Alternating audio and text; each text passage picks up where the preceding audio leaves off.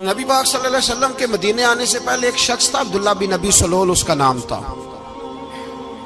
تو مدینے والے لوگ اس کو اپنا پیشوا مانتے تھے، اوس بھی خزرج بھی، اس کی تاج پوشی بھی کی، بڑی اس کی منتا تھی۔ جب حضور آ گئے تو اس کا کاروبار بند ہو گیا۔ اب لوگ یہ نہیں سمجھتے کہ میں غلط ہوں، لوگ کسی کے مفادات کو ٹھیس پہنچتی ہے تو مخالفت کرنے لگ جاتا ہے۔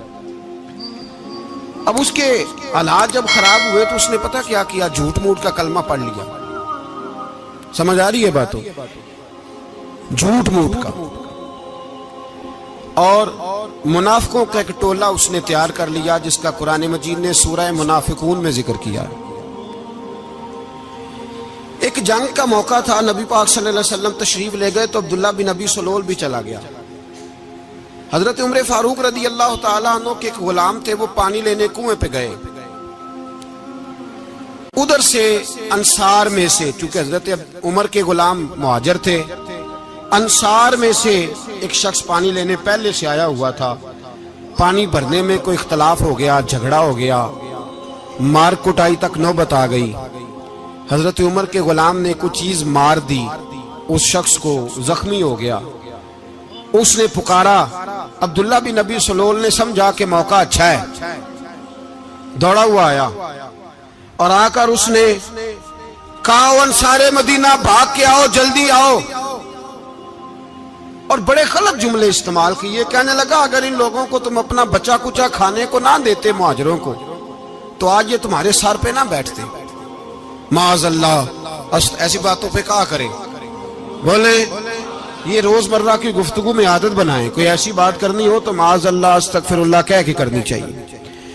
اس نے کہا کہ معاذ اللہ، اب ان کو بچا کچا نہ دیں تو یہ ہمارے سر پہ نہ بیٹھتے۔ شور کیا اس نے۔ ہمارے ہاں بھی سیانے بندے پنچایت کے لوگ، وہ کہتے ہیں تو اس برادری کے بچے سے ہی مار کھا ہے، پتہ ہی نہیں چلا، جا اسے مار کے آ، سر پھاڑا، یہ کار پھوڑ دے اس کا سر، اور دیکھ میں دیکھ لوں گا بعد میں جو ہوگا۔ یہ عقل مند لوگوں کے مشورے نہیں، یہ جاہل لوگوں کے مشورے۔ ناراض نہ ہونا، پر یہ نبی پاک صلی اللہ علیہ وسلم نے فرمایا ہے، حضور کا فرمان ہے۔ یہ کن لوگوں کا کام ہے؟ بول کے بتائیں، بول کے۔ پڑھے لکھے سیانے بندے اس طرح کے مشورے یہ بالکل نہیں دیتے، جاہلوں کا کام۔ پکارا، مہاجر سارے اکٹھے ہو گئے، انصار سارے آ گئے، اور جب انصار آئے تو مہاجرین کو بھی پکارا، مہاجر بھی آ گئے۔ اب وہ گتھم گتھا ہونے لگے تو کسی نے جا کے محبوب پاک کے کان میں کہا، یا رسول اللہ، وہاں تو مہاجر انصار لڑنے لگے، وہ پرانی لڑائیاں پھر سے جاگ گئی ہیں۔ نبی پاک تشریف لائے، حضور نے وہاں لفظ بیان کیے، فرمایا یہ تم نے کیا جاہلوں جیسا کام شروع کیا ہوا ہے؟ یہ کون سا کام ہے؟ اللہ کرے ہم سب اس کام سے باز آ جائے، آمین تو کہنا۔ اور تو اس برادری دے منڈے کوئی مار کھائے، برادری کیا ہوتی ہے؟ برادری تو تعارف کے لیے، اونچ نیچ کہاں سے آ گئی؟ کہا میرے رسول پاک علیہ الصلوۃ والسلام نے، فرمایا تم جاہلوں جیسے کام کر رہے ہو۔ صلح کرائی، بات رفع دفع کرائی، لوگ چلے گئے، معاملہ ٹھنڈا ہو گیا۔ لیکن عبداللہ بن سلول نے کہا کہ میں یہ موقع خالی نہیں جانے دوں گا۔ پھر گیا وہ، اور جا کے انصار مدینہ سے کہنے لگا، ایک دفعہ جا لینے دو مدینے، تم نے میری بات نہیں نہ سنی، جو وہاں بڑے سردار بیٹھے ہیں ان سے بات کروں گا، اور معاذ اللہ ثم معاذ اللہ ہم ان بے عزت لوگوں کو مدینے سے نکال دیں گے، وہاں صرف عزت والے رہیں گے۔ یہ غلط جملے اس نے ادا کیے جس کو قرآن پاک نے سورہ منافقون میں بیان فرمایا ہے۔ اس نے یہ بات کی۔ ایک صحابی تھے حضرت زید رضی اللہ تعالیٰ عنہ، وہ سن رہے تھے، آ کے عرض کی، یا رسول اللہ صلی اللہ علیہ وسلم، عبداللہ بن ابی سلول تو اس طرح کہہ رہا ہے کہ مدینے جا کے عزت والے دوسروں کو نکال دیں گے، اور تم اگر اپنا بچہ انہیں نہ دیتے تو معاذ اللہ آج یہ ایسا نہ کرتے۔ حضرت عمر نے بھی سن لیا، حضرت عمر نے بات سن لی، تلوار نکالی اور دوڑے۔ حضور نے بازو پکڑا، فرمایا کدھر جا رہے ہو؟ کہا یا رسول اللہ، اگر آج سزا نہ دی تو کل اور بات بھی کرے گا، اور اگر آج ایک قتل ہو گیا تو باقی سیانے بن جائیں گے۔ یا رسول اللہ مجھے چھوڑے، میں ماروں گا۔ حضور نے فرمایا عمر چپ کر، وہ جھوٹ موٹ کا کلمہ پڑھتا ہے، لوگ کہیں گے کہ محمد ابن عبداللہ نے اپنے ساتھی مارنے شروع کر دیے۔ چپ کر، حوصلہ کر، صبر کر، دلیری کر۔ حضرت عمر کہتے ہیں میری حضور کے کہنے پر میں ٹھہر تو گیا، پر وہ میرے اندر جو آگ لگی ہوئی تھی ٹھنڈی نہیں ہو رہی۔ کہتے ہیں میں چپ تو کر گیا۔ نبی پاک علیہ السلام نے پوچھا عبداللہ بن ابی سلول سے، تو نے یہ کہا ہے؟ کہنے لگا حاشا و کلا، میں نے بات ہی نہیں کی نا۔ اب لوگ کہنے لگے کہ زید تو نوجوان ہے، تو یہ بوڑھا آدمی ہے، چلو صحیح کہتا ہوگا۔ حضور بھی خاموش ہو گئے۔ اللہ پاک نے قرآن مجید نازل فرما دیا، فرمایا اللہ نے سن لی ان کی بات جنہوں نے یہ کہا ہے، اور پھر لفظ بڑے حسین ہے، فرمایا یہ کہتے ہم عزت والے ہیں؟ نہیں، وللہ العزت ولرسولہ وللمؤمنین، فرمایا عزت تو اللہ کے پاس ہے، اللہ کے رسول کے پاس ہے، اور عزت تو مومنوں کے پاس ہے، مومنین کے پاس عزت ہے۔ یہ قرآن پاک نے سارا مضمون بیان کر دیا کہ عبداللہ بن ابی سلول غلط کہتا ہے اور حضرت زید صحیح کہتے ہیں۔ حضور نے کچھ نہیں فرمایا، جا رہا ہے قافلہ۔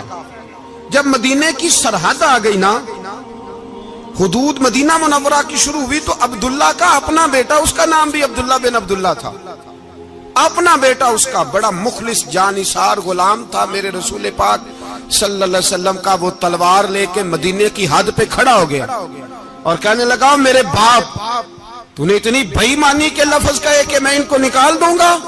کہے اپنی زبان سے کہ میں ذلت والا ہوں، رسول پاک کو اللہ نے بڑی عزت عطا فرمائی، کہے ورنہ میں تیری گردن کاٹ دوں گا۔ بول، کہے حضور بھی عزت والے اور نبی پاک کے غلام بھی عزت، کہے اپنی زبان سے، کہے میرے رب کا یہ فرمان ہے وَرَفَعْنَا لَكَ ذِكْرَكَ، ابھی میں خود تیرے لیے تیری شانوں کو بلند فرما دوں گا۔ تو کہا کہے، تو دشمن ہو کے کہنے لگا میرے بیٹے مجھے معاف کر دے، مصطفیٰ تو بڑی عزتوں والے ہیں، ان کے غلام شانوں والے۔ جب بیٹا تلوار لے کے سامنے کھڑا ہوا، شہرت ہوئی، اب نبی پاک نے حضرت عمر کی طرف دیکھا، کہا عمر تیری بات صحیح تھی، اب جو ہوا یہ زیادہ صحیح تھا، وہ میں نے تجھے کہا حوصلہ کر، تدبر کر، وقت کا انتظار کر، یہ صحیح ہوا کہ وہ صحیح تھا۔ تو حضرت عمر فاروق کہنے لگے یا رسول اللہ میں گواہی دیتا ہوں آپ واقعی اللہ کے سچے رسول ہیں صلی اللہ علیہ۔ اتنی اچھی رائے، وقت فیصلہ کرتا ہے، تدبر سے چلے، دانائی سے چلے، علم پیدا کریں، بردباری۔ ہمیں کئی دفعہ سجدہ صاف کرنا پڑتا ہے، ہم جو کہتے ہیں بات اس کے الٹ نکل آتی ہے۔ ہم کسی شخص کے بارے میں کچھ تبصرہ کر بیٹھتے ہیں، کچھ عرصے کے بعد ہمیں پتہ چلتا ہے کہ وہ تو ایسا تھا ہی نہیں، ہم نے غلط بات کر۔ ہم بغیر تحقیق کے، بغیر تفتیش کے، حوصلہ نہ ہونے کی وجہ سے، صبر نہ ہونے کی وجہ سے ہم بہت سارے کام کر گزرتے ہیں، پھر ہمیں نقصان ہوتا ہے۔ اپنی زندگی میں علم نہ چھوڑیں، حوصلہ نہ، لڑائیاں ہوتی ہیں نا گھروں میں، اس کی وجہ خامد ہوتا ہے، بیوی نہیں ہوتی۔ یہ بات گھر جا کے بتانا کہ آج انہوں نے کہا لڑائی کی وجہ کون ہوتا ہے؟ نہ بولو تسی، پر میں تے آنکھ ہی چھڑیا ہے، وہ تو ریکارڈ ہو گیا ہے۔ لڑائی کی وجہ کون ہے؟ جڑے باتیں لڑتے ہیں وہ کندے ہی نہیں پے۔ وجہ کون بنتا ہے جی؟ کیوں بھلا؟ اس لیے کہ نبی پاک صلی اللہ علیہ وسلم نے فرمایا عورت کی عقل آدھی ہے تو تیری تو پوری ہے نا، جس کا مطلب ہے لڑائی اگر بچ سکتی تھی تو مرد کی وجہ سے بچ سکتی تھی، گھر میں امن ہو سکتا تھا۔ کہتے ہیں جی بڑی بیوقوف ہے، میری سنتی نہیں۔ تو میں نے کہا جو اس سے بحث کر رہا ہے وہ سیانا ہے؟ بولیں، جو بحث کر رہا ہے وہ عقل مند ہے؟ بندہ تو چلو تھا وہ دانشور شیکسپیئر، باتیں بعض اوقات اس کی کچھ ایسی ہیں۔ اس سے کسی نے پوچھا تھا عورتوں سے کون جیت سکتا ہے بحث میں، تو اس نے کہا تھا وہ جو ان سے بحث نہ کرے، جو ان سے بحث۔ تو بھائی تو وجہ اس لیے کہ حوصلہ تو نہیں کرنا تھا۔ نبی پاک علیہ السلام نے فرمایا بی بی ٹیڑھی لکڑی ہے، سیدھی کرنے کی کوشش کرو گے تو ٹوٹ جائے گی سیدھی۔ تو پھر کتنا بیوقوف ہے جو پتھر سے سر رگڑ رہا ہے، کتنا نادان ہے جو یہ حرکت کر رہا ہے، دریا میں چھلانگ لگا کے کہتا ہے ڈوبوں گا نہیں۔ تو بھائی حوصلہ پیدا کرے، علم پیدا کرے۔ بہت ساری ایسی باتیں کرے کہ جس میں اشتعال آئے گا، فٹافٹ 3 لفظ طلاق کے دے دیے، اب بھاگا گیا مفتی صاحب کے پاس، اوہو 4 بچوں کا کیا بنے گا؟ اور یہ بات پکی ہے کہ بچوں کو صرف ان کی ماں ہی پال سکتی ہے، ان کی ماں۔ اور بات مجھے نہیں بھولتی، ایک شخص نے بیوی کو طلاق دے کے دوسری شادی کی. اس کا بیٹا تھا 10 سال کا. تو اس نے اپنے بیٹے سے کہا کہ بیٹے بتا پرانی اماں صحیح تھی یا یہ صحیح ہے؟ اس نے کہا نہیں ابا وہ تو جھوٹ بڑے بولتی تھی، یہ صحیح ہے. وہ جھوٹی تھی، وہ جھوٹ بڑے بولتی تھی میری سگی اماں، یہ سچ بولتی ہے. اس نے کہا وہ کیسے؟ کہنے لگا اس لیے کہ میں کوئی شرارت کرتا تھا تو میری سگی اماں مجھے تھپڑ مارتی تھی اور کہتی تھی تجھے روٹی نہیں دینی، جا دوڑ جا گھر سے. تو میں دوڑ جاتا تھا تو جھوٹ بولتی تھی نہیں دینی، پھر آدھے گھنٹے کے بعد مجھے ڈھونڈنے لگ جاتی تھی، ڈھونڈ کے لاتی تھی، پھر میری منت کرتی تھی، پھر مجھے کہتی تھی نہ مجھے ستایا کر، پھر میرا ماتھا چومتی تھی، پھر میری مرضی کا کھانا بنا کے دیتی تھی، پھر میرے منہ میں لقمے ڈالتی تھی. جھوٹی تھی، پہلے کہتی ہے نہیں دینی پھر پیچھے بھاگتی ہے. یہ سچی ہے، میں شرارت کرتا ہوں تو تھپڑ مار کے نکالتی ہے، پھر میں منتیں کرتا ہوں پر روٹی نہیں دیتی، پیر پکڑتا ہوں نہیں دیتی. سچ بولتی ہے، اپنی بات پہ ڈٹ جاتی. او بھائی بچے اس کی ماں ہی پال سکتی ہے، تو نے 3 جملے کہتے سوچا ہی نہیں، تیرا کا گیا تو یہ تو نئی بیوی ملے گی، اور اس کا بھی کیا گیا، اس کو بھی شاید شوہر مل جائے. ان پھولوں کی پرورش صرف ان کا مالی کر سکتا ہے، دوسرا کر سکتا تو نے حوصلہ ہی نہیں کیا. ٹھیک ہے غلطی بی بی کی تھی پر تو مرد تھا نا، تیرے پاس تو دلیری تھی. فٹافٹ 3 طلاق کے جملے کہہ دیے. اور میرے رسول پاک علیہ السلام نے فرمایا جائز کام بڑے ہیں پر طلاق جائز تو ہے پر میرے رب کو پسند نہیں، اللہ کو پسند.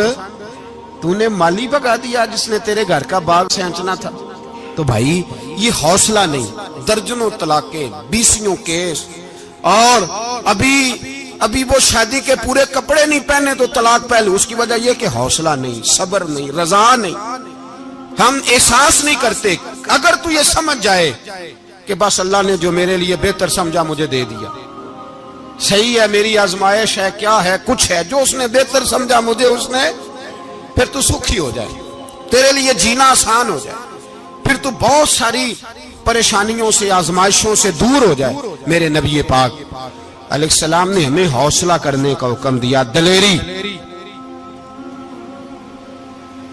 2-3 سال شاید پچھلے سال یا اس سے پچھلے سال حج کے موقع پہ نا ہمارے پاکستان میں تو بڑے بڑے انوکھے واقعات ہوتے ہیں. سننے سے کیا میں کہتا ہوں وہ عبرت کے لیے ہوتے ہیں. جعلی ویزے لگوا دیے حج کے کسی ایجنٹ نے، اللہ کے مہمانوں کو بھی لوگ لوٹ لیتے ہیں.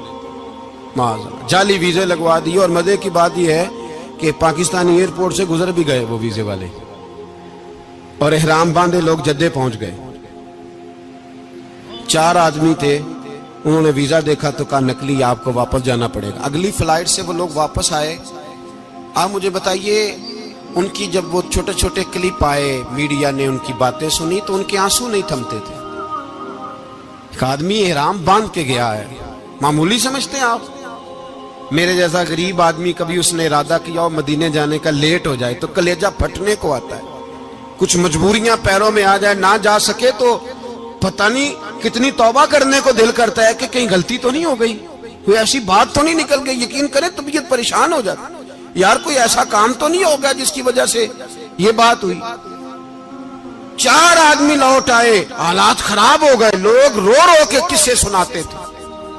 لیکن میرے رسول پاک علیہ السلام کا حوصلہ دیکھو. حضور کعبے کا بھی کعبہ، حضور مالک، حرم کے مالک مطلق، جن کے صدقے اللہ نے کعبہ کو بیت اللہ بنایا. حاجیو آؤ شہنشاہ کا روضہ دیکھو، کعبہ تو دیکھ چکے اب کعبے کا بھی کعبہ دیکھو. حضور 1400 صحابہ کو لے کے گئے عمرہ کرنے. مقام حدیبیہ پر پہنچے تو کافروں نے روک لیا، ہم عمرہ نہیں کرتے. تو اور میں خادم اور جو وارث و مالک ہیں 1400 صحابہ، ہم نہیں عمرہ کرنے دیتے، واپس جائیے. صلح لکھی جا رہی ہے. صلح کی شرطیں کیا ہیں؟ مکے سے کوئی آدمی غلطی سے بھی مدینے چلا گیا، مکے کا آدمی، تو مسلمان اگر ان کے ظلم سے تنگ آ کے، مکی مسلمان کافروں کے ظلم سے تنگ آ کے مدینے چلا گیا تو مدینے والے واپس کریں گے. اور اگر مدینے سے کوئی شخص غلطی سے بھی مکے چلا گیا تو مکے والے واپس نہیں کریں گے. اتنی سخت شرائط. حضرت عمر غصے سے کانپنے لگے, صحابہ پریشان ہیں, پر میرے رسول پاک نے صبر دکھایا, حوصلہ, تدبر. یہ تدبیر ہے, صبر ایک بہترین تدبیر ہے, اگر کوئی اپنائے تو بہترین طریقہ ہے. حضور نے فرمایا ہمیں منظور ہے, صلح کرو. اور اتنا سخت حکم ہے, کہنے لگے 1400 احرام والے واپس جائیں, بعد میں آنا, اس وقت نہیں عمرہ کرنے دیں گے. میرے نبی پاک علیہ السلام, مجھے بتاؤ, مجھے اور آپ کو دکھ ہوتا ہے تیاری ہو تو پروگرام رہ جائے, تو اگر احرام باندھا ہو اور اللہ کے رسول نے بندھوایا ہو تو حضور واپس لوٹنے لگے تو کتنی تکلیف کی بات ہے. حضور نے فرمایا چلو آئندہ آئیں گے. معاہدہ لکھا جا رہا ہے, حضرت علی معاہدہ لکھ رہے ہیں. لکھو محمد الرسول اللہ صلی اللہ علیہ محمد الرسول اللہ صلی اللہ علیہ وسلم اور قریش مکہ کے بیچ معاہدہ.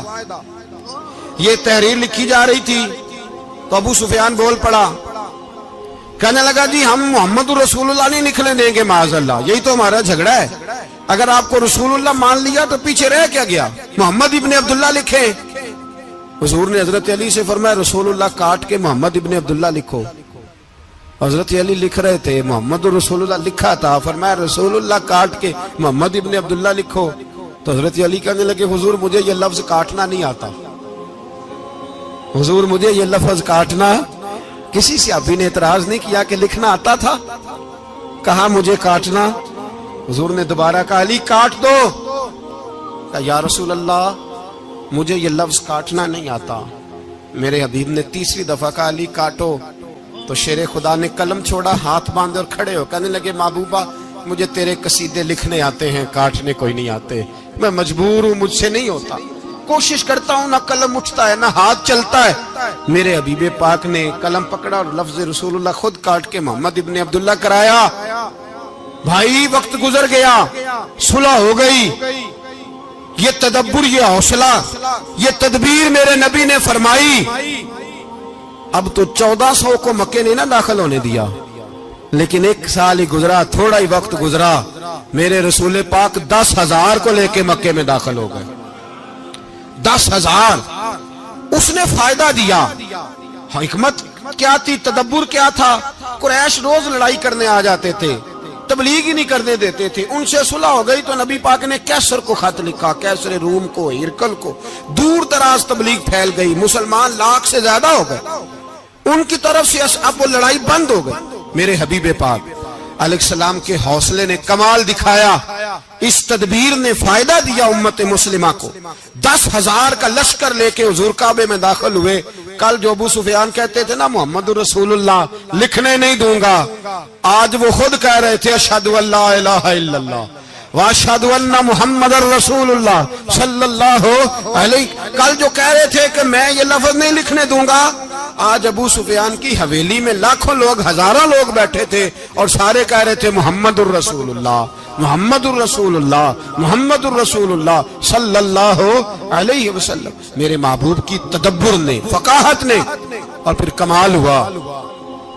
1400 کہاں اور 1,44,000 کہاں. 1400 کہاں اور 1,44,000. 1400 کو نہیں جانے دیا عمرہ کرنے. میرے رسول پاک 1,44,000 کو لے کے حج کرنے چلے گئے. حضور نے حج کیا, ہر طرف لبیک لبیک کی صدائیں بلند ہوئی. یہ میرے نبی پاک کا تدبر ہے, حوصلہ ہے. اگر وقتی طور پہ حوصلہ کر جاؤ گے, دلیری کر جاؤ گے, آنے والا وقت آسان ہو جائے. حوصلہ نہیں, صبر نہیں, سکون نہیں, 2-4 باتیں, یہاں تک کہ لوگ ابا جی کی بات برداشت نہیں کرتے. ایسے جملے کہہ دیتے ہیں جو دوبارہ پلٹ کے نہیں آتے. ماں کو لفظ نہیں بولتے, باپ کی روح تک چھلنی کر دیتے ہیں وہ جملے. لیکن لوگ اس وقت حوصلہ کرنے, اور ہم پنجابی لوگوں نے تو گنجائش ہی بڑی دے دی ہے. کہتے ہیں بچہ ہے جے ایک ہی ہے, ایک میں حوصلہ کرے کی ہے ماشاءاللہ. تو اگر جوان ہو گیا تو کہتے ہیں گرم خون ہے, مکہ کم. اگر بوڑھا ہو گیا تو کہتے ہیں بوڑھوں میں حوصلہ نہیں ہوتا, نہ بچے میں نہ. تو کس میں حوصلہ ہوگا, بولے کسی میں بھی نہیں. چھٹی سب کو فتویٰ مل گیا نا, یہ بچہ ہے جی, ابھی یہ تو بچہ ہے, آپ تو سیانے بیانے ہیں, یہ بچہ ہے. کمال ہو گئی ہے بھائی. کیا مطلب ہے بچہ ہے؟ بچے کو سارا پتہ ہے, ہر چیز اسے آتی ہے, حوصلہ کرنا ہی نہیں آتا. اور پھر کہہ دیا وہ تو گرم خون ہے. وہ کیا بات کرتے ہو, گرم خون؟ ابے کے گلے پڑ گیا گرم خون, اس کو کھڑا کرو نا ایس پی کے سامنے اور اس کو مار تھپڑ اس کے منہ پہ, تیرے گرم خون کا پتہ چلے. غریب کے یہ گلے پڑ گیا, اس کو کھڑا کرو ایس ایچ او کے سامنے, پھر پتہ چلے گا خون کتنا گرم ہے. وہاں بالکل چپ ہے, بالکل خاموش ہے. اور گرم خون اس کا صرف اماں کے لیے, جلال صرف رہ گیا اگر غریب گھر کی بیٹی بیاہ کے لایا تو صرف اس کے لیے. کوئی ایسی بات نہیں. ہم بڑے سیانے, ہمارا غصہ بڑا سمجھدار ہے, ہمارا وہ گرم خون بڑا سیانا ہے.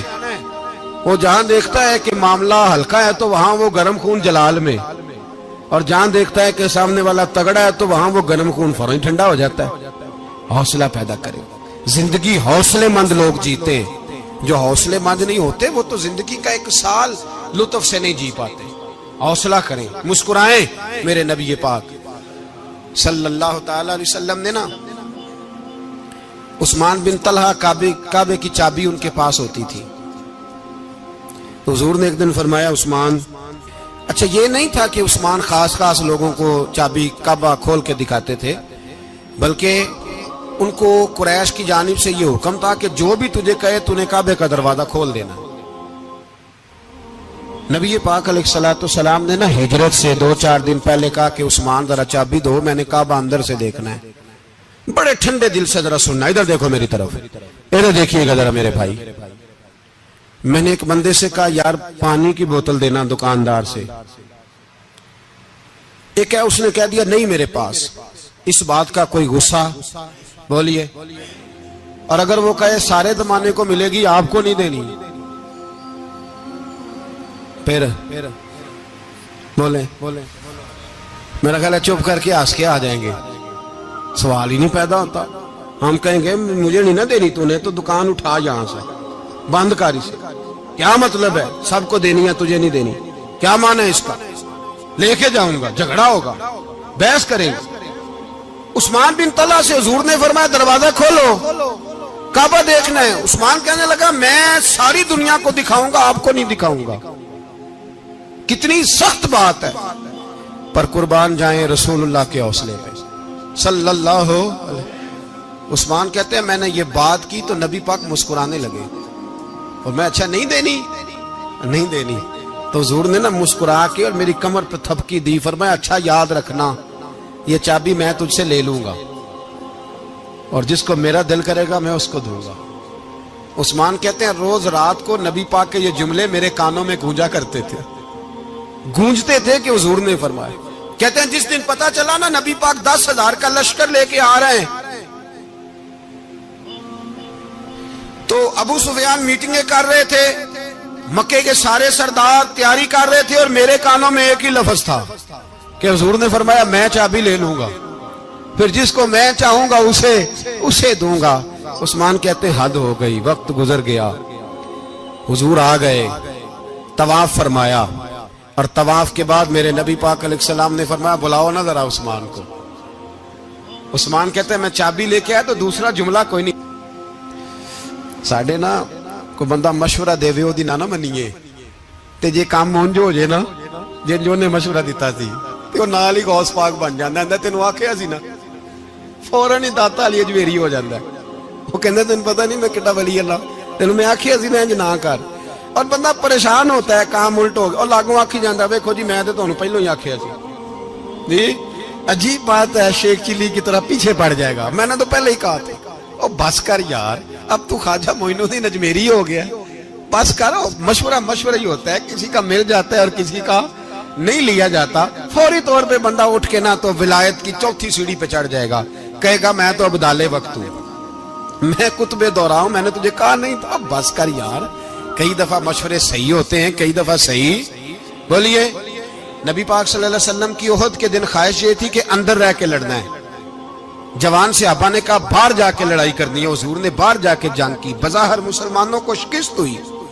حضور نے ایک دفعہ نہیں کہا کہ میں نے تمہیں کہا نہیں تھا اندر رہنا ہے, بس ہو گیا جو ہو گیا. اب اس میں فٹافٹ اگلے کو حوصلہ دو، کوئی عرض نہیں یار. نبی پاک سب بولیے صلی اللہ علیہ وسلم، میرے حبیب پاک علیہ الصلوۃ والسلام نے نا کہا عثمان کو بلاؤ. عثمان آئے تو عثمان کہتے میں نے چابی دی تو میں تیار تھا، میں تیار تھا کہ اب میری بات ہوگی اور رسوائی ہوگی. لیکن کہتے ہیں قربان جائیں مصطفیٰ نے تو یہ جملہ بھی نہیں کہا کہ میں نے تجھے کہا نہیں تھا، یہ بھی نہیں کہا. حضور نے چابی لی، کعبے کے بت صاف کیے، نماز پڑھی، واپس آئے. فرمایا عثمان میرا وعدہ تھا تیرے ساتھ کہ جس کو میں چاہوں گا چابی دوں گا، یہ لو چابی میں تجھے ہی دینا چاہتا ہوں، لے لو رکھ لو. عثمان کہتے ہیں وہ چابی نہیں میرے طرف آ رہی تھی، میری طرف ایمان آ رہا تھا. وہ چابی نہیں آ رہی، ایمان آ رہا تھا میری جانب.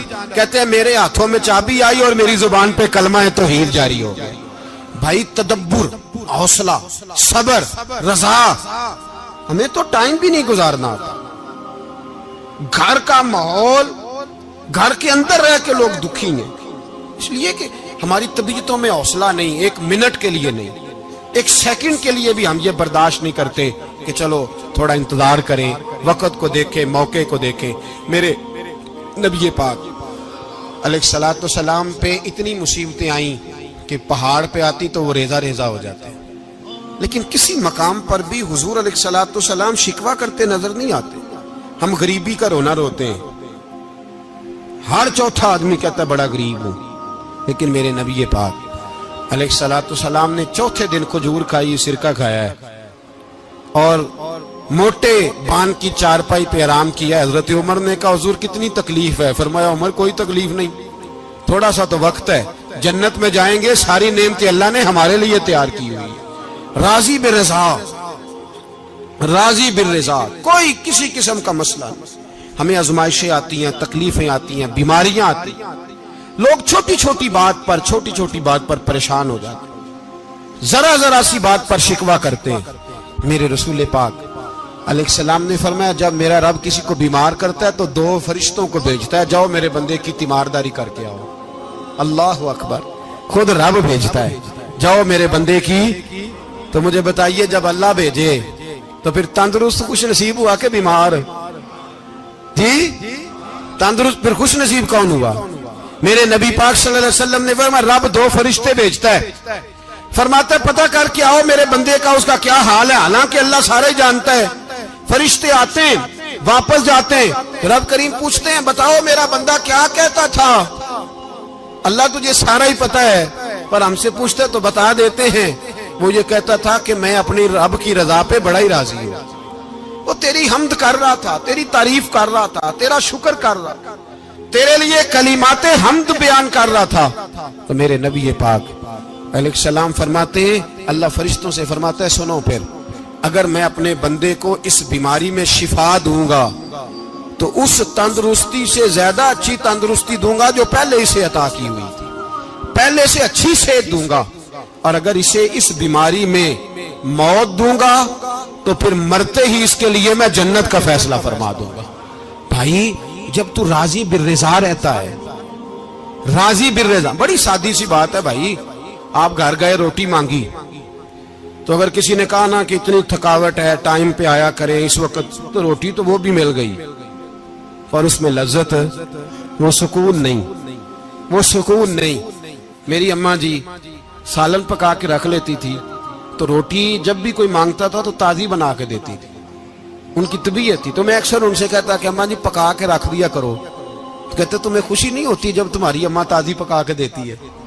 خوشی ہوتی ہے، طبیعت میں خوشی ہوتی ہے. ان کا مزاج تھا، ذوق تھا، تو ہم سمجھتے تھے یار یہ بڑی سعادت کی بات. تو آپ گھر گئے رات کو تو گھر والوں سے کہا روٹی، تو فوراً اٹھے فوراً، اور انہوں نے کھانا تازہ بنایا اور ساتھ یہ بھی کہا باہر سے نہ کھایا کرے بندہ بیمار ہو جاتا ہے. کتنی ٹھنڈک پہنچتی ہے آدمی کے دل کو، سکون ملتا. تو بھائی بیماری تو آپ نے کاٹ لی، لیکن ساتھ کہو ہو بڑا بیمار ہوں، میں نے تو اتنے گناہ بھی نہیں کیے، ظلم بھی نہیں کیا، کسی کو کچھ بھی. اب بیماری تب بھی کٹ گئی، پر بڑی آزمائش، مریض ڈاکٹر کے گلے پڑ رہا ہے، اس کے لواحقین جھگڑے کر رہے ہیں، بیماری وہ بھی کٹ گئی. اور ایک بیمار وہ ہے جو چارپائی پہ لیٹا ہے اور کہتا ہے جس طرح میرا اللہ راضی اسی طرح میں بھی راضی. تو بیماری اس کی بھی کٹ گئی. حضرت یونس علی نبینا علیہ الصلوۃ والسلام نے ایک دن حضرت جبریل امین ملنے آئے تو جناب یونس علیہ السلام کہنے لگے اے جبریل اللہ کے نیک بندوں میں جو اللہ کو اس وقت سب سے زیادہ پسند ہے نبیوں کے بعد، توجہ کرنا بات پر، جو سب سے زیادہ اللہ کو پسند ہے نبیوں کے بعد ولیوں میں، اور سب سے زیادہ اللہ جس کو اللہ کی بارگاہ میں عبادت گزار لکھا جاتا ہے، میری اس بندے سے ملاقات کرا۔ تو حضرت جبریل نے جناب یونس علیہ السلام کو ساتھ لیا تو ایک شخص کے پاس پہنچے جو آنکھوں سے اندھا تھا، دونوں ہاتھ اس کے سلامت نہیں تھے اور پورے جسم میں پیپ جاری تھی، ریشہ تھا۔ جب جا کے السلام علیکم کہا نا حضرت یونس نے، اس نے وعلیکم السلام کے بعد پہلا لفظ پتہ کیا کہا؟ اس نے کہا یا اللہ تیرا شکر ہے، یا اللہ تیرا، آپ بھی ادا کریں اللہ کا شکر، یا اللہ تیرا، اللہ تیرا شکر ہے۔ تو حضرت یونس علیہ السلام کہنے لگے تو شروع سے اس طرح کا ہے، نابینا بھی اور ہاتھوں سے معذور بھی اور سارا جسم شروع سے؟ تو بڑے ہی خوبصورت لفظ اس بیمار نے کہے، کہنے لگے نہیں حضور میں بالکل ٹھیک ٹھاک تھا، جب تک میرے رب نے چاہا کہ یہ دنیا کو دیکھے تو تب تک اس نے مجھے آنکھیں دیں، اور جب اس نے چاہا کہ اب اس کا دیکھنا بہتر نہیں تو اس نے واپس لے لی۔ تو یا اللہ تیرا شکر ہے، اللہ تیرا شکر ہے۔ پھر کہا جب تک اس نے چاہا کہ میرے ہاتھ رہے تب تک رہے، جب اس نے چاہا کہ میرے لیے بہتر نہیں تو اس نے لے لیے، تو یا اللہ تیرا شکر ہے۔ جب تک اس نے چاہا کہ میرا جسم صحیح و سلامت رہے تو رہا، اور جب اس نے چاہا کہ میرے لیے بہتر نہیں تو مجھے بیمار کر دیا، تو یا اللہ تیرا شکر ہے۔ تو حضرت یونس علیہ السلام کہنے لگے جبریل واقعہ یہ اللہ کا سب سے زیادہ شکر گزار بندہ ہے، سب سے زیادہ عبادت گزار بندہ ہے، سب سے زیادہ۔ میرے نبی پاک علیہ السلام نے فرمایا میرا مومن ہر حال میں نفع میں ہے، نعمت ملے تو شکر کر کے نفع، مصیبت آئے تو صبر کر کے نفع، اپنی زندگی میں تحمل، بردباری، علم پیدا کرے، حوصلہ پیدا کرے۔ ہر آنے جانے والے شخص کے مزاج کے مطابق اسے نہ ملے، اپنا مزاج صحیح رکھے، اپنی طبیعت کے مطابق اپنے ماحول کو برقرار رکھے۔ علم کے ساتھ گزارا کرو گے تو رشتہ داروں سے بھی بنی رہے گی، دوستوں سے بھی بنی رہے گی، ہر ایک سے تعلق رہے گا۔ اور اگر آپ کے اندر یہ حوصلہ نہیں تو پھر سارے معاملات پریشانی کا شکار ہو جائیں گے۔ یہ تو آج کا مضمون تھا۔ ہمیں نا لوگ مشورہ دیتے ہیں، کہتے ہیں پیر صاحب درویشوں کو سیاست کی بات نہیں کرنی چاہیے، دیتے ہیں نا مشورہ لوگ، جی تھوڑا تھوڑا بول دیں، تھوڑا تھوڑا دیتے ہیں نا۔ اگرچہ ہم ان کی بات نہیں مانتے، اس لیے کہ اقبال نے کہا تھا جدا ہو دین سیاست سے تو رہ جاتی ہے چنگیزی، جدا ہو دین سیاست سے تو، اور پہلا فکرہ یہ ہے کہ جلال بادشاہی ہو یا جمہوری تماشا ہو، جدا ہو دین سیاست سے تو رہ جاتی ہے۔ اس نے کہا جب سیاست اور دین علیحدہ علیحدہ ہوتے ہیں تو چنگیز خان اور ہلاکو خان پیدا ہوتے ہیں۔ سیاست جب تک مسجد کے اندر رہتی ہے تب تک پاک صاف رہتی ہے، وہ گندی ہوتی تب ہے جب مسجد سے نکل جاتی ہے۔ حضرت علی کے زمانے تک مسجد میں رہی، پاک صاف رہی، یزید باہر لے گیا تو گندی ہو گئی، حضرت عمر بن عبدالعزیز دوبارہ مسجد میں لے آئے تو پھر پاک ہو گئی۔ لیکن پھر بھی ایک ساتھی نے مجھے کہا تو اس کی بات میں، سب کی باتیں نہیں مانتا، اس کی بات میری سمجھ میں آئی۔ وہ کہنے لگا جی اصل بات یہ ہے کہ سیاسی تبصرے تجزیے ہم اخباروں میں ٹی وی پہ جا کے بیٹھے، جا کے بڑی مہربانی میری طرف دیکھیں، وہ ہم سنتے رہتے ہیں تو ہمارا دل کرتا ہے مسجد میں صرف ہم رسول اللہ کا پیار ہی سنیں۔ تو میں نے کہا یار تیری بات دل کو لگتی ہے، یہ بات صحیح ہے، چلو یہ نیت اچھی ہے، یہ تیرا نظریہ ٹھیک ہے، مان گئے ہم۔ میں چلا گیا دکاندار کے پاس اور میں نے اس کو جا کے کہا کہ گاڑی کا انجن کھولو، اس طرح کرو، اس طرح۔ اس نے کہا مولانا آپ جا کے نا گاڑی تو فقہ کی کتاب کھولیں، اس لیے کہ گاڑی کے انجن کے بارے میں آپ کو معلومات، یہاں اگر آپ نے یہ کام کرنا ہے تو اس کو پڑھیں، کسی استاد کے پاس ورکشاپ پہ آئیں، آپ کے ہاتھوں کو، منہ کو، چہرے کو مٹی لگے، دھواں لگے، گریس لگے، پھر آپ کو پتہ چلے گا انجن کیسے کھلتا ہے۔ صحیح کہہ رہا ہوں نہیں صحیح کہہ رہا؟ دعا گلا تو یہاں کر چڑی جائے، صحیح کہہ رہا ہوں جی۔ اگر مولوی کو اجازت نہیں سیاست کی بات کرنے کی، اور مولوی کو اجازت نہیں کہ انجن کی بات کرے، تو سیاستدان کو اجازت ہے دین کی بات کرنے کی۔ یہاں تو وہ آئے نا مدرسے میں پڑھے، پورا دین حاصل کرے، پھر وہ بولے تو پھر تو ٹھیک ہو گیا، لیکن جب اسے سورت اخلاص بھی سیدھی نہیں آتی تو فتوے دینے کی اس کو ضرورت ہے کوئی؟ بولے نا یار، کیوں چھیڑتے ہیں سیاست؟ ہم نہ پچھلے جمعے جلوس نکالنا چاہ رہے تھے ختم نبوت کی ترمیم کے حوالے سے، حکومت وقت نے کہا کہ ہم واپس لیتے ہیں، تو میرے بہت سارے دوستوں نے کہا جی نکالنا چاہیے، انہوں نے کیا کیوں؟ میں نے کہا یار لوگوں کو بھی پریشان نہیں کرنا چاہتے، ہماری اپنی سڑکیں ہیں، کسی کو بس ٹھیک ہے، انہوں نے واپس لے لی تو بات ختم ہو گئی، ہم مان گئے، تسلیم کر لیا۔ اتنا ہمارا مطالبہ ہے کہ اس آدمی کو ضرور سزا دو جس نے یہ ترمیم کی ہے، لیکن ہم نہیں کرتے، کوئی نہیں نکلے، نہیں نہ نکلے بولے ہیں۔ تو وزیر قانون صاحب کو کیا مصیبت بنی ہوئی ہے نیا فتویٰ دینے کی؟ کہ ہے کوئی شوق انہیں دینا چاہیے فتویٰ؟ کہتے نہیں مرضیوں میں ہمارے درمیان تھوڑا ہی فرق ہے۔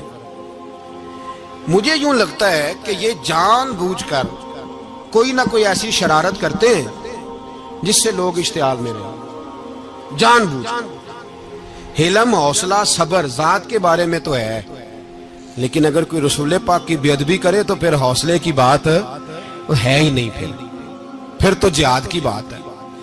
اور میں دیانتداری سے مسجد میں باوضو بیٹھ کر جمعے کے دن مشورہ دیتا ہوں حکومت کو اور وزیر قانون کو مشورہ دیتا ہوں کہ نہ فرعون کی حکومت ساری زندگی رہی، نہ نمرود رہا، نہ جاج بن یوسف رہا، نہ یزید رہا، اور یار درباری بن کے حکمرانوں کی چاپلوسی کرتے کرتے تم یہاں تک آ گئے ہو کہ اب نبی پاک کی عزت کو ہاتھ ڈالنا شروع کر دیا ہے۔ اور آپ یقین کریں سیاسی جماعتوں کا اتنا برا حال ہے کہ ان کے لیڈر کے بارے میں کوئی بات کرے تو پاگل ہو جاتے ہیں یہ احتجاج کر کر کے، اور اس نے ڈائریکٹ کہہ دیا کہ ختم نبوت کا مسئلہ ہی کوئی نہیں، جو دین کی بنیاد ہے، کسی کو پرواہ نہیں۔ مجھے تو ان لوگوں کی فکر ہو رہی ہے جن لوگوں نے انہیں ووٹ دیے ہیں، وہ اللہ کو کیا جواب دیں گے۔ اور یہ اللہ ماشاءاللہ ساری سیاسی جماعتیں اس طرح کی۔ اور میرا وزیر قانون صاحب کو بھی مشورہ ہے کہ زندگی بڑی تھوڑی ہے، بڑی تھوڑی، اللہ سب کو معاف کرتا ہے، اپنے رسول کے غداروں کو معاف نہیں کرتا۔ اور یہاں تمہاری گاڑیوں پہ جھنڈے لگے ہوئے ہیں، وہاں بھی تمہارے جھنڈے لگیں گے، پر اس لیے لگیں گے کہ یہ غدار ہے ناموس رسالت کے، یہ جھنڈے لگیں گے۔ شرم کرو اور ڈر جاؤ، بس کر دو، تمہارے منہ میں اب دانت پورے نہیں رہے۔ کوئی شوگر کا مریض ہے تو کوئی بلڈ پریشر کا، تو کوئی ہارٹ کا، تو کوئی کینسر کا۔ شرم کرو اور اپنی قبر کی بھی تھوڑی سی فکر کرو۔ بتاؤ پاکستان کے کتنے صدر گزرے، وزیر اعظم گزرے، تو ان کی قبریں کہاں ہیں؟ کوئی جاتا ہے ان کی قبروں پہ؟ کسی کو خبر ہے؟ کیوں اپنے لیے جہنم کٹھی کرتے؟ سارا کچھ دنیا داری رہ گئی ہے، سارا کچھ صرف یہی رہ گیا۔ حضرت ابو بکر سردار تھے، حضرت عمر سردار تھے قبیلے، حضرت عثمان سردار تھے، انہوں نے سرداریوں کو ٹھوکر مار کے رسول اللہ کے قدموں میں بیٹھنا پسند کی، سرداریاں چھوڑ کے غلام بن گئے۔ تم سرداریاں بچانے کے لیے رسول اللہ کی غداری کرتے ہو، شرم نہیں آتی؟ اور قوم شکوہ ہے مجھے ان لوگوں سے جو مولوی تو کہہ دیتے ہیں تو سیاست نکار، اور کسی سیاستدان کو منع نہیں کرتے کہ جب تجھے سورت فاتحہ بھی نہیں آتی تو تجھے کس نے اجازت دی ہے اتنی بڑی بات؟ اور میں نے پچھلے سے پچھلے جمعے بھی کہا تھا، پھر کہتا ہوں اور آن دی ریکارڈ کہتا ہوں، مرزائی کل بھی کافر تھے، آج بھی کافر، اور قیامت تک، اور جو ان کے کفر میں شک کرے وہ بھی، اور پکا بے ایمان ہے، کافر ہے، وہ وزیر قانون ہو یا صوبائی ہو یا وفاقی ہو۔ من شک فی کفر ہی فقط کفر، جو مرزائی کے کفر میں شک کرے وہ بھی کافر ہے۔ ہمارے رسول آخری رسول ہے، ہم کسی کو یہ اجازت نہیں دیں گے کہ وہ ختم نبوت میں رکھڑا ڈالنے کی کوشش کرے، ہم کسی کو یہ اجازت ہے۔ اور تم نے قوم کو لوٹا، لوٹتے رہو، اب ایمان پہ ڈاکے تو نہ ڈالو۔ تمہیں دولت لوٹ کے پیٹ نہیں بھرا، اب ایمان لوٹنا شروع کر لیا ہے۔ تمہارا فیکٹریاں لوٹ کر، قومی خزانہ لوٹ کر پیٹ نہیں بھرا، بھائی مانو اب دین بیچ کر اپنی حکومتیں پکی کرو گے۔ اور وہ لوگ بھی تیار ہو جائیں جو ان بھائی مانوں کو منتخب کرتے ہیں، ان سے بھی سوال کرے گا ختم نبوت کا موضوع قیامت کے دن کہ تم بتاؤ، ان کو سپورٹ کرتے تھے جو رسول اللہ صلی اللہ علیہ وسلم کے بعد بھی کسی نبی کو نبی ماننا درست جانتے تھے؟ شرم آنی چاہیے، خیال ہونا چاہیے۔ اور میں نے کہا کہ ہمارا دل نہیں چاہتا آپ یقین کریں. ہمیں شوق ہے جلوس نکالنے کا، تمہارے خلاف باتیں کرنے کا. تم نے روز تھرمامیٹر نکالا ہوتا ہے، چیک کرتے ہو کہ ایمان کتنا ہے کتنا نہیں ہے. یہ پاکستان اگر صوبہ سندھ ہے تو حضرت عبداللہ شاہ غازی کا ہے، اگر بلوچستان ہے تو حضرت بابا عبد الرحمان کا ہے، اور اگر پشاور ہے تو وہ صوفیاء کا ہے، اور اگر یہ دھرتی پنجاب ہے تو یہ داتا علی اجویری کی ہے، یہ بابا فرید الدین کی ہے. اس میں کسی غدار کو قبضہ کرنے کی اجازت بالکل نہیں ملے گی. اور ہم وہ لوگ بھی نہیں جو چپ کر کے اندر سوتے رہیں، قوم جو کرتی ہے کرتی رہے، ہمیں پرواہ نہیں. نا، ایسی کوئی بات نہیں. کوئی بندہ نہ سمجھے کہ انہیں ہوش نہیں، انہیں پتہ نہیں، ہمیں سارا کچھ ہی آتا ہے. پھر اگر کل کو کوئی ممتاز قادری پیدا ہو گیا تو شکوہ نہ کرنا، کل کو کوئی پھر سے عامر چیمہ نکل آیا تو شکایت نہ کرنا، یاد رکھنا.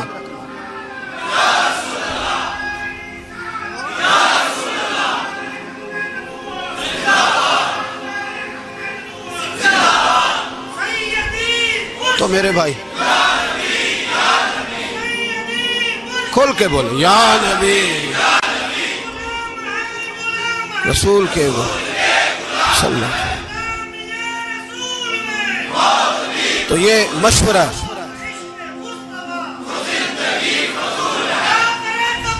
جزاک اللہ. تو یہ تمہیں مشورہ ہے.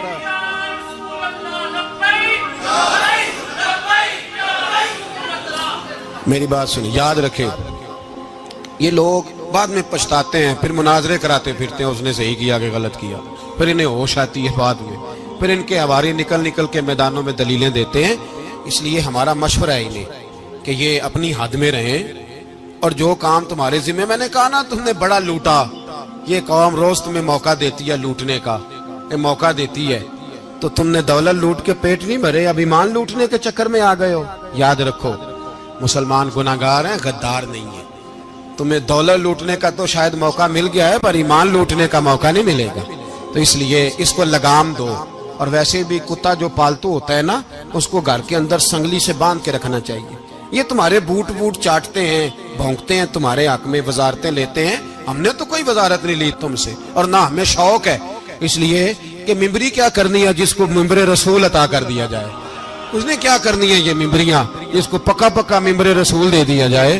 تو اس لیے اس سے باہر آؤ. میں نے کہا بڑے بڑے نمرود، فرعون، قارون دفن ہے، تمہارا بھی نام تک نہیں ہوگا، بالکل نام نہیں ہوگا. اس لیے ہمارا مشورہ، اور آپ لوگ بھی آئے نا یہ اگلے سال، تو ان کو کھڑا کر کے پوچھ لینا، اسلامی جمہوریہ پاکستان کا تم نے MPM میں نے بننا ہے، پہلا کلمہ ہی صحیح سنا دو. چلو خدا کا واسطہ یہی بتا دو کہ تمہیں نماز بھی ڈھب سے آتی ہے کہ نہیں. اور آپ کی موج ہے، آپ بٹھا لیتے ہیں سر پہ، کیا کریں، سمجھانے والے مفت گناہگار ہو گئے اور بہکانے والے سب تمہارے یار ہو گئے. اس لیے یہ چھیڑتے ہیں جان بوجھ کے. اور پھر جب کوئی ممتاز قادری علیہ رحمہ پیدا ہوتے ہیں، پھر انہیں دشواری ہوتی ہے، پھر ان کا جینا مشکل ہو جاتا ہے. یہ موقع دیتے ہیں، پتہ نہیں کس کے ایجنڈے پہ عمل کر رہے ہیں. میرا سوال یہ ہے، میں نے پچھلے جمعے پھر میرا سوال ہے کہ میں پوچھتا ہوں، اس آدمی کو ضرورت کیا ہے ختم نبوت پر بات کرنے؟ جب امت مسلمہ کے متفق کا فیصلہ ہے کہ مرزائی کافر، اسمبلی نے بل پاس کر دیا کہ مرزائی، ان کو اقلیت قرار دے دیا، اور جب سے وہ اقلیت بنے، نہ ہم نے ان کی عبادت گاہ جلائی، نہ ہم نے ان کو قبروں سے نکالا، نہ ہم نے، بس ٹھیک ہے جیسے عیسائی رہتے ہیں، یہودی سے کس ملک میں رہتے ہیں وہ بھی رہیں، اقلیت بن کے رہے، کوئی اعتراض. پر تم انہیں کھینچ کے کیوں قریب کرتے ہو؟ تمہارا کیا جرانہ ہے ان کے ساتھ؟ بتاؤ تو صحیح. ان لوگوں سے ان کو چاہیے اپنے منہ میں لگام ڈالیں، اور اگر نہیں ڈالیں گے پھر انشاءاللہ ڈالی جائے گی، اور بڑی تگڑی ڈلے گی، اور پھر ایسی ڈلے گی. سلمان تاثیر جب مرا تھا نا تو 5-5 لاکھ روپیہ مولویوں کو آفر کی جنازہ پڑھاؤ. 5-5 لاکھ روپیہ چھوٹے چھوٹے مولویوں کو. اور داتا صاحب کی مسجد کے خطیب بھی صوبائی جو تھے، وہ خطیب تھے، ملازم تھے، انہوں نے کہا کہ ایمان نہیں بیچنا، نکالنا نوکری سے تو نکال دو. اور بادشاہی مسجد کا مولوی جس کا پتہ نہیں چلتا، کبھی کدھر چلا جاتا ہے کبھی کدھر، یہاں تو وہ بھی کھڑا ہو گیا. اس نے کہا نا، ایمان نہیں بیچنا. گورنر ہاؤس کی مسجد کا امام کہنے لگا کہ بخشا جانا نہ جانا یہ تو رحمت الہی کا معاملہ ہے، پر اتنا گندا جنازہ نہیں پڑھنا، اتنا گندا جنازہ نہیں ہم پڑھیں گے. مرنے کے بعد تمہارے جنازے نہیں پڑھے جاتے، تمہاری قبریں خراب ہوتی ہیں. کدھر ہیں تمہاری دولتیں؟ اور وہ مولوی آج تک پتہ ہی نہیں کدھر گیا جس نے اس غلیظ کا گندا جنازہ پڑھایا. تو بھائی اپنی قبر حشر کو جب جہاں تمہارے جنازے نہیں پڑھے جا رہے تو وہاں تمہارا کیا حال ہوگا. اس لیے ان لوگوں کو چاہیے کہ اپنی زندگی اس طرح گزاریں کہ کچھ نہ کچھ منہ لے کے سرور کائنات کے پاس چلے جائیں، ورنہ ایسا نہ ہو کہ یہاں بھی پھٹکار اور وہاں بھی پھٹکار. اس لیے ہمارا مطالبہ ہے حکومت سے کہ شرم کرو اور ایسے بےایمانوں کو کالے ناگ جو تم نے بھرتی کیے ہوئے ان کو نکالو، اور اگر تعریفیں کروانی ہو تلوے چٹوانے ہو تو اندر کمروں میں ان سے چٹوا لیا کرو. ان سے کہو کہ یہاں ہماری نوکری کرو، باہر نکل کے رسول اللہ صلی اللہ علیہ وسلم کے دین کے بارے میں گفتگو نہ کرو. اس لیے کہ اللہ تبارک و تعالیٰ نے اس دین کے اندر بڑا حسن اور بڑا جذبہ رکھا ہوا ہے، بڑا وقار ہے. ہمارا مطالبہ ہے حکومت سے کہ ختم نبوت کے مسئلے پر کوئی سیاستدان گفتگو نہ کرے. آپ تائید کرتے ہیں اس بات کی؟ اس پر کوئی سیاستدان کوئی گفتگو. ہمارے پاس بڑے تماشے ہیں سیاست کرنے کو، باقی تماشوں پہ سیاست کرو. یہ رسول اللہ کی ناموس کا معاملہ ہے، یہ چھیڑنے کی تمہیں اجازت ہو؟ مجھے سمجھ نہیں آتی یار، جب بات ختم ہو گئی اسمبلی نے بل واپس لے لیا تو صوبائی وزیر قانون کو آخر تکلیف کیا ہے؟ آپ کے پاس جواب ہے کوئی اس بات کا؟ بات ختم ہو گئی، ہم نے جلوس نہیں نکالنا چھوڑ دیا، خاموش ہو گئے. علماء نے میٹنگیں بلائی تھی کینسل کر دی، ٹھیک ہے جی بات. اب دوبارہ سے کیوں چھیڑتے ہو؟ پھر کہتے ہیں احتجاج ہوتا ہے، شور ہوتا ہے. تم خود ایسی حرکتیں کرتے ہو جس سے افراتفری پیدا ہوتی ہے. یہ ملک رسول اللہ کے نام پہ بنا ہے اور قیامت تک یہاں وہی ہوگا جو میرے رسول پاک صلی اللہ علیہ وسلم کی رضا ہوگی، اور نبی پاک کے قانون کے خلاف کوئی قانون یہاں چل سکتا؟ اللہ